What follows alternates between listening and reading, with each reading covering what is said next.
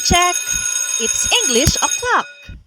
Ang pag-aaral ng English upang madaling matutunan, bakit hindi natin simplihan? Halika! Manood at makinig sa English Teacher ni Juan! Kung bago ka pa lang sa channel na to, huwag kang matakot! I made learning English easy for you!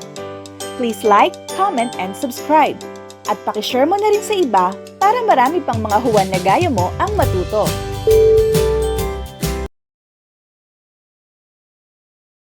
Scent of Apples by Bienvenido N. Santos.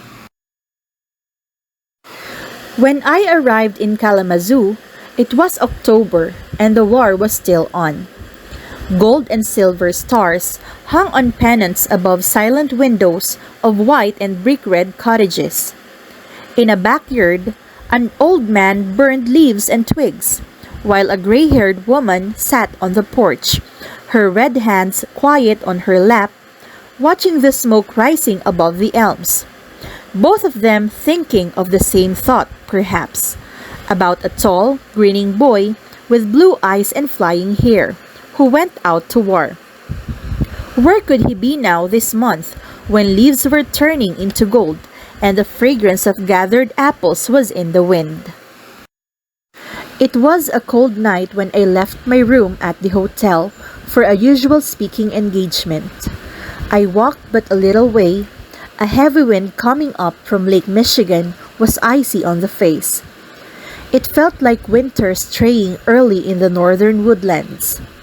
Under the lamppost, the leaves shone like bronze, and they rolled on the pavements like the ghost feet of 1,000 autumns long dead, long before the boys left for faraway lands without great icy winds and promise of winter early in the air, lands without apple trees, the singing and the gold. It was the same night I met Celestino Fabia, just a Filipino farmer, as he called himself, who had a farm about 30 miles east of Kalamazoo. "You came all that way on a night like this just to hear me talk?" I asked. "I've seen no Filipino for so many years now," he answered quickly. "So when I saw your name in the papers, where it says you come from the islands and that you're going to talk, I come right away." Earlier that night, I had addressed a college crowd, mostly women.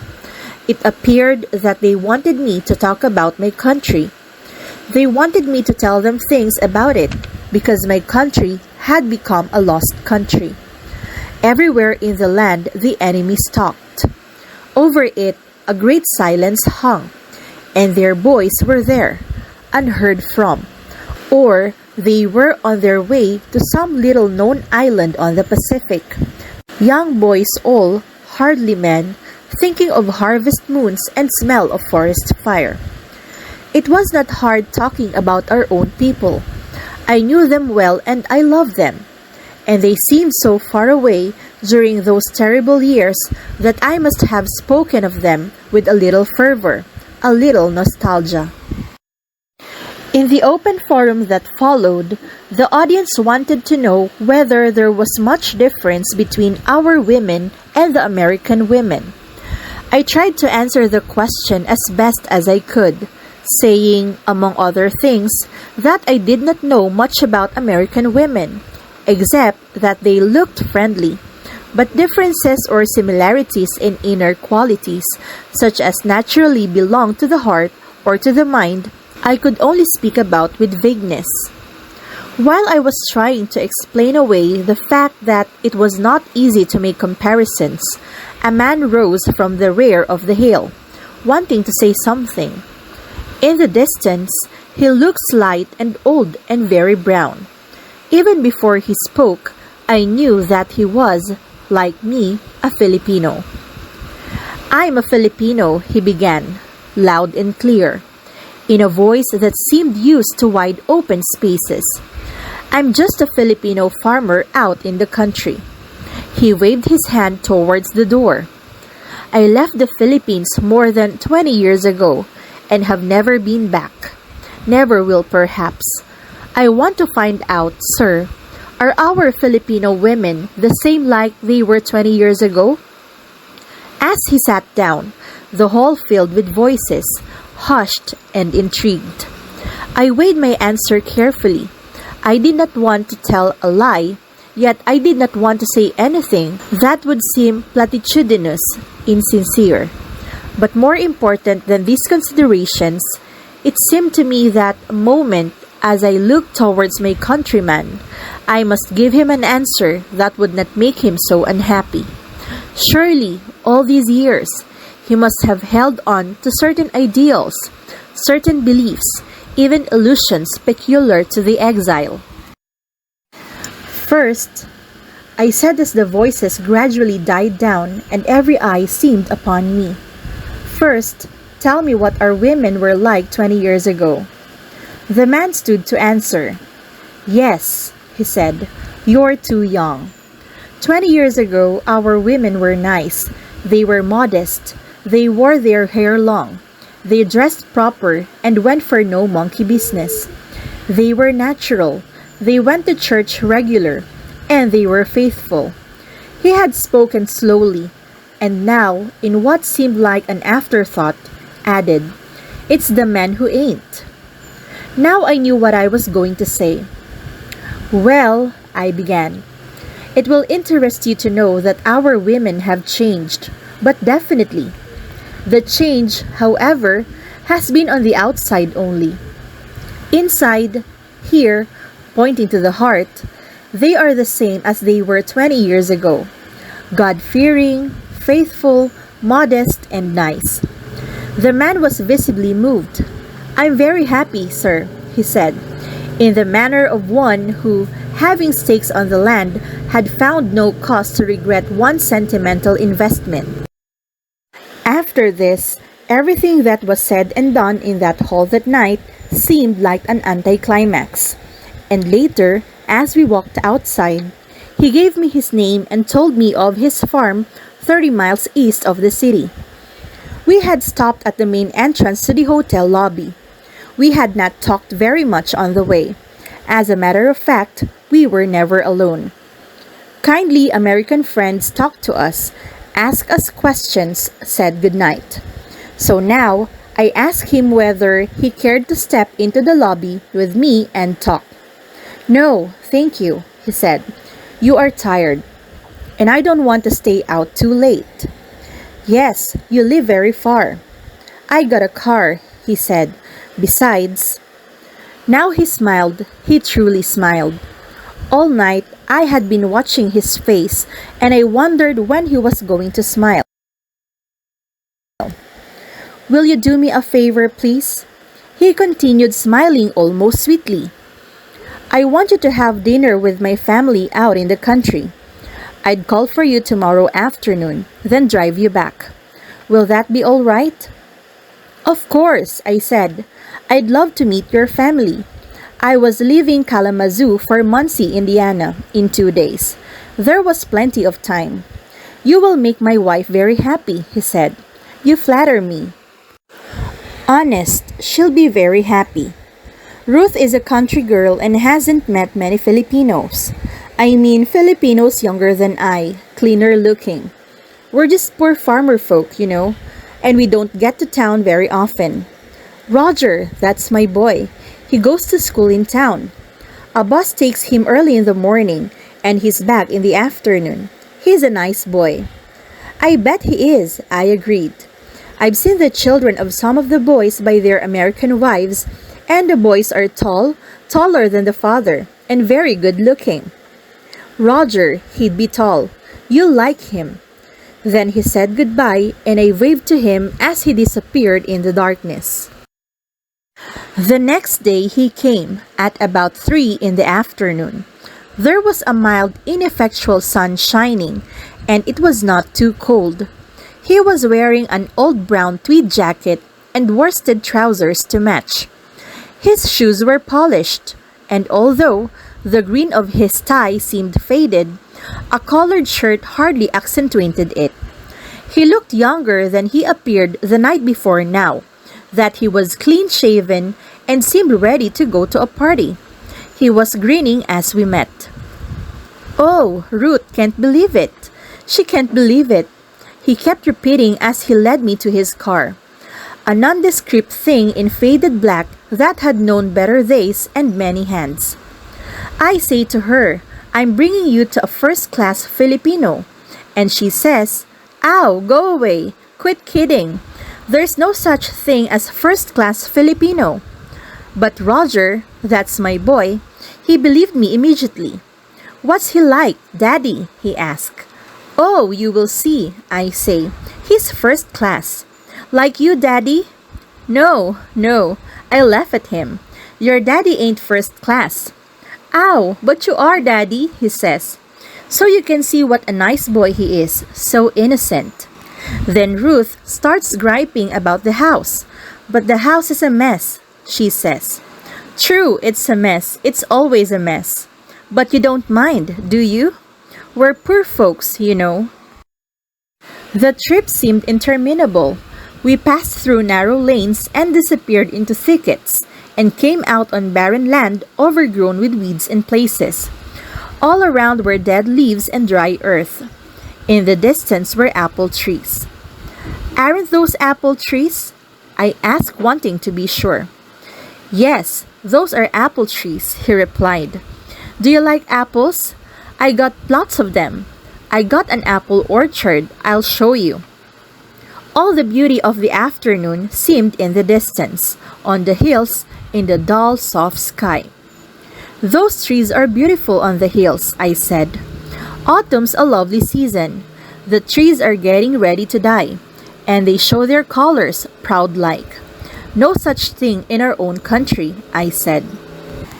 That remark seemed unkind, I realized later. It touched him off on a long deserted tangent, but ever there perhaps. How many times did the lonely mind take unpleasant detours away from the familiar winding lanes towards home for fear of this? The remembered hurt, the long-lost youth, the grim shadows of the years. How many times indeed? Only the exile knows. It was a rugged road we were traveling, and the car made so much noise that I could not hear everything he said, but I understood him. He was telling his story for the first time in many years. He was remembering his own youth. He was thinking of home. In these odd moments, there seemed no cause for fear, no cause at all, no pain. That would come later. In the night perhaps, or lonely on the farm under the apple trees. In this old Visayan town, the streets are narrow and dirty and strewn with coral shells. You have been there? You could not have missed our house. It was the biggest in town, one of the oldest. Ours was a big family. The house stood right on the edge of the street. A door opened heavily, and you enter a dark hall leading to the stairs. There is the smell of chickens roosting on the low-topped walls. There is the familiar sound they make, and you grope your way up a massive staircase. The banisters smooth upon the trembling hand. Such nights, they are no better than the days. Windows are closed against the sun. They close heavily.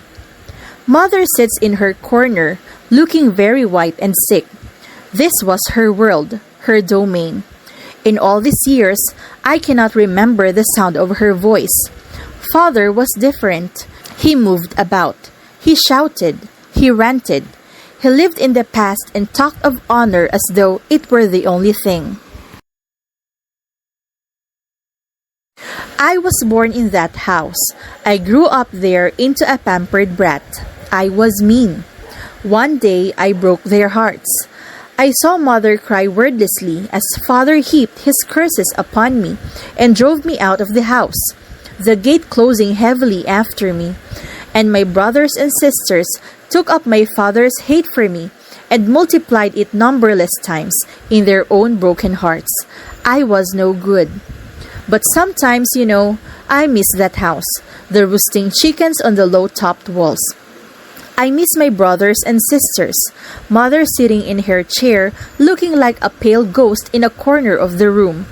I would remember the great live post, massive tree trunks from the forests, Leafy plants grew on the sides, buds pointing downwards, wilted and died before they could become flowers.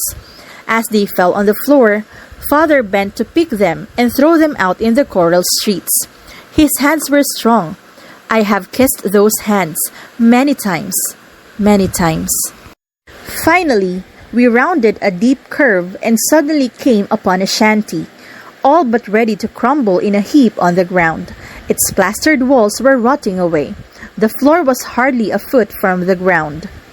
I thought of the cottages of the poor colored folk in the south, the hovels of the poor everywhere in the land.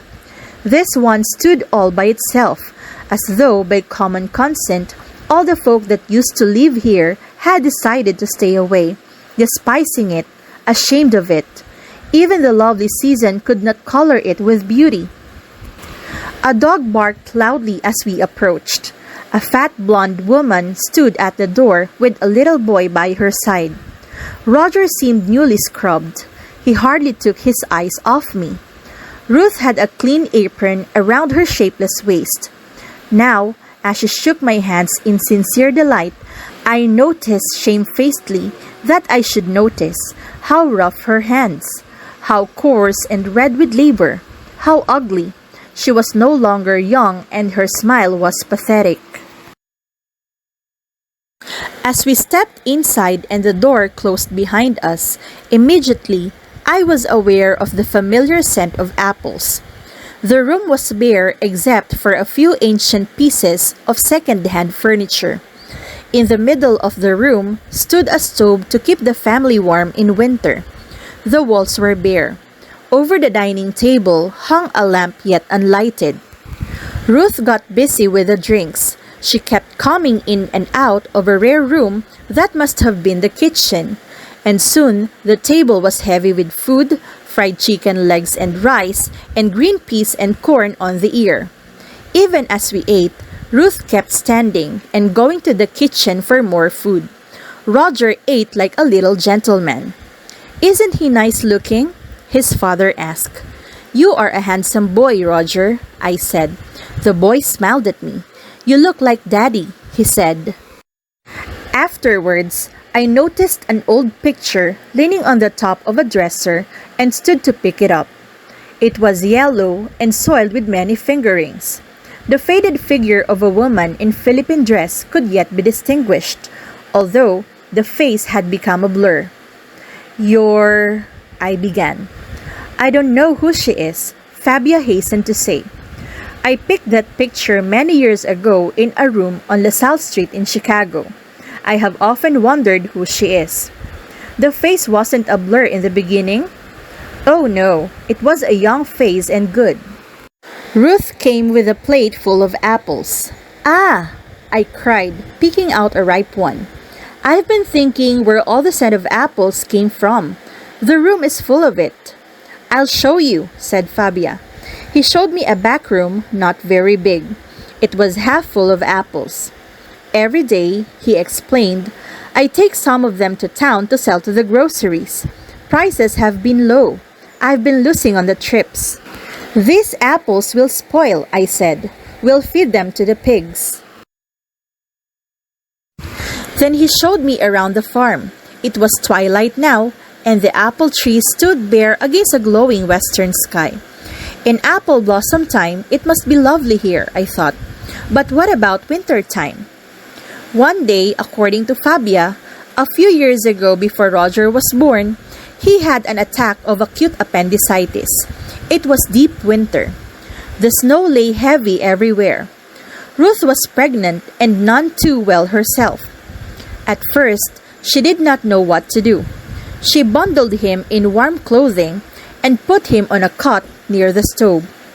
She shoveled the snow from their front door and practically carried the suffering man on her shoulders, dragging him through the newly made path towards the road where they waited for the U.S. mail car to pass. Meanwhile, snowflakes poured all over them, and she kept rubbing the man's arms and legs as she herself nearly froze to death. "Go back to the house, Ruth," her husband cried. "You'll freeze to death." But she clung to him wordlessly. Even as she massaged his arms and legs, her tears rolled down her cheeks.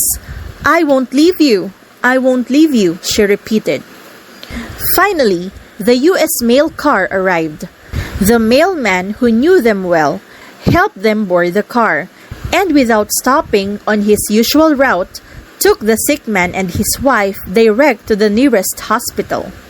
Ruth stayed in the hospital with Fabia. She slept in a corridor outside the patient's ward, and in the daytime, helped in scrubbing the floor and washing the dishes and cleaning the men's things. They didn't have enough money, and Ruth was willing to work like a slave. "Ruth is a nice girl," said Fabia, "like our own Filipino women." Before nightfall, he took me back to the hotel. Ruth and Roger stood at the door, holding hands and smiling at me. From inside the room of the shanty, a low light flickered. I had a last glimpse of the apple trees in the orchard under the darkened sky as Fabia backed up the car. And soon, we were on our way back to town. The dog had started barking. We could hear it for some time, until finally, we could not hear it anymore. And all was darkness around us, except where the headlamps revealed a stretch of road leading somewhere. Fabia did not talk this time. I didn't seem to have anything to say myself. But when finally we came to the hotel and I got down, Fabia said, "Well, I guess I won't be seeing you again." It was dimly lighted in front of the hotel and I could hardly see Fabia's face. Without getting off the car, he moved to where I had sat, and I saw him extend his hand. I gripped it. "Tell Ruth and Roger," I said, "I love them." He dropped my hand quickly. "They'll be waiting for me now," he said.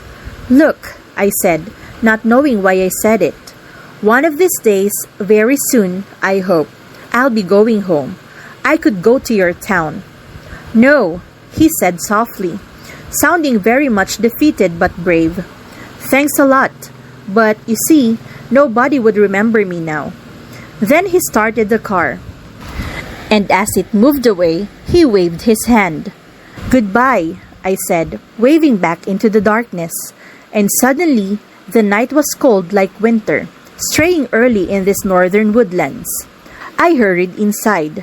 There was a train the next morning that left for Muncie, Indiana, at 8:15. So did you learn something today? Sure ako na hindi ka na nosebleed. If you want more of this video tutorial and learn English in a light speed, huwag kalimutang mag-subscribe at i-turn on ang notification button para updated ka sa mga bagong lessons. Ako ang teacher mo, ang English teacher ni Juan. Class dismissed. See ya!